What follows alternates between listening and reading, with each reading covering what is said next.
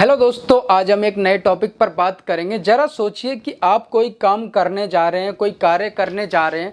आपने उस कार्य को करते वक्त बहुत ज़्यादा सावधानी बरती है और साथ में जो भी आपने साधन का यूज़ किया है वह भी विधिपूर्ण रूप से, मतलब कि विधि के हिसाब से बिल्कुल सही साधन का यूज़ किया है और आपका कोई भी आपराधिक आशय नहीं था, किसी भी तरीके का क्रिमिनल साइकोलॉजिक आपका इंटेंशन नहीं था।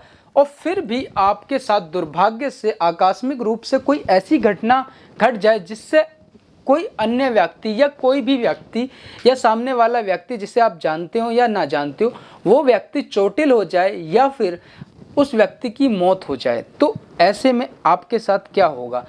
आपने ये कभी सोचा है? तो ऐसे में कौन सी अगर ऐसा होगा तो आप अगर दोषी होंगे तो आईपीसी के किस सेक्शन में आपको यहाँ पर दोषी करार दिया जाएगा, या आपको अगर बचाव मिलता है क्योंकि आपका आपराधिक आशय नहीं था किसी भी तरीके का किसी को हानि पहुँचाने का, तो आपको अगर बचाव मिलेगा तो आईपीसी के किस सेक्शन में आपको बचाव मिलेगा?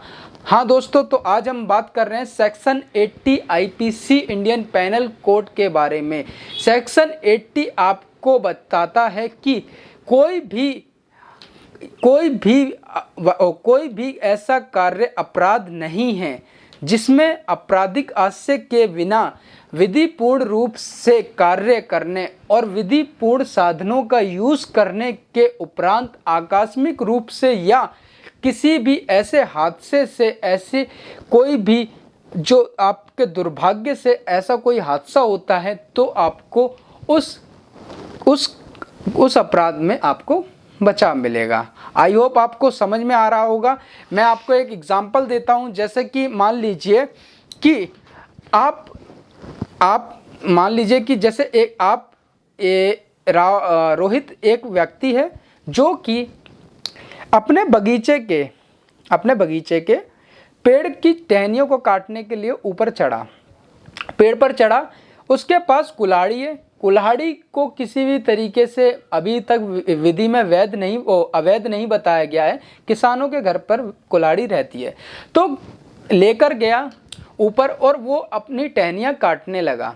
उसने प्रॉपर अपने आसपास के लोगों को सबको दूर कर दिया था। अब वो जब टहनी काट रहा था तो ऐसे में जो उसका कुल्हाड़ी का जो लोहे का फल था वो निकलकर एक दूर जाते हुए राहगीर के सर पर जाकर लगा और उस व्यक्ति की मौत हो गई। क्योंकि अब आप फैक्ट समझिए और जो मैंने आपको परिभाषा दी थी उससे जोड़िए। क्या आपको लगता है कि यहाँ पर उस व्यक्ति को बचाव मिलना चाहिए? हाँ, क्योंकि इसमें उस व्यक्ति का, रोहित का, जो टहनी काटने गया था उसका किसी भी तरीके का आपराधिक आशय नहीं था। और साथ ही उसने देखिए, ये जो फल निकलने वाली घटना है ये एक आकस्मिक और एक दुर्भाग्य वाला हादसा कह सकते हैं, क्योंकि आमतौर पर कुल्हाड़ी हाथ से छूट सकती है मगर फल नहीं निकलता था। तो ऐसे में फल निकल कर लगा है किसी को और उसकी मौत हुई है, तो ये दुर्भाग्य वाली घटना कह सकते हैं। और उसने अपने आसपास के लोगों को सबको हटा दिया था, वो उसकी एक कंडीशन थी। हाँ, मगर इसको साबित करने का जो दायित्व होता है वो जिस पार्टी के ऊपर अपराध लगा होता है उसको साबित करने का दायित्व होता है कोर्ट में कि वो किस तरीके से साबित करता है। अच्छा, एक एग्जांपल और देता हूं कि एक बार एक गांव में लगभग 4 से 5 सुअरों का झुंड आ गया और वहां की फसलें बर्बाद करने लगे।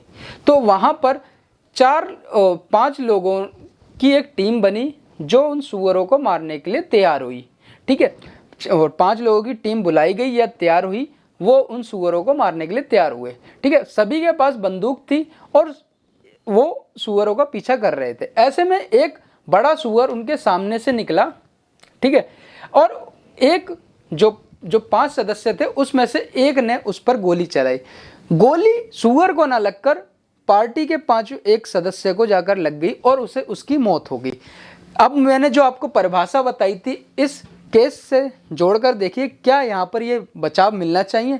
बिल्कुल सही, यहाँ पर बचाव मिलेगा, क्योंकि उसने जो यहाँ पर अगर देखा जाए आपराधिक आशय नहीं था और किसी के गुडविल में काम किया था और काम करने जा रहे थे। आकस्मिक हादसा हुआ था और इसमें आपको सेक्शन 80 आईपीसी का बचाव मिलेगा। आपको एक और उदाहरण देता हूँ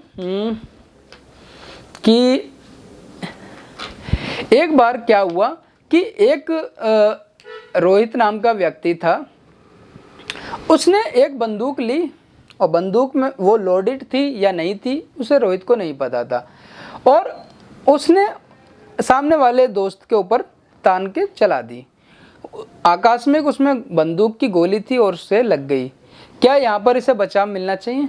बचाव नहीं मिलेगा, क्योंकि मैंने इसमें आपको बताया कि जो साधन का यूज़ होना चाहिए किसी भी कार्य में, वो साधन भी विधिपूर्ण रूप से सही होने चाहिए। आप उसमें गोली है या नहीं है वो, और दूसरी चीज़ ये है कि उसने प्रॉपर चेक क्यों नहीं करी, सावधानी क्यों नहीं बरती, तो यहाँ पर उसका बचाव नहीं मिलेगा। तो सेक्शन 80 आपको समझ में आया होगा। आईपीसी में तो इसका वर्णन किया गया है सेक्शन 80 में। तो यहाँ पर क्यों आपको किस तरीके से बचाव मिलना चाहिए, आपके पास कोई भी फैक्ट हो, कोई भी केस हो, उससे जोड़कर देखिए क्या आपको बचाव मिलना चाहिए, आपकी गलती थी या नहीं थी। आई होप वीडियो आपको अच्छी लगेगी, पसंद आएगी, और नेक्स्ट वीडियो पर नेक्स्ट टॉपिक पर बात करेंगे। Take care.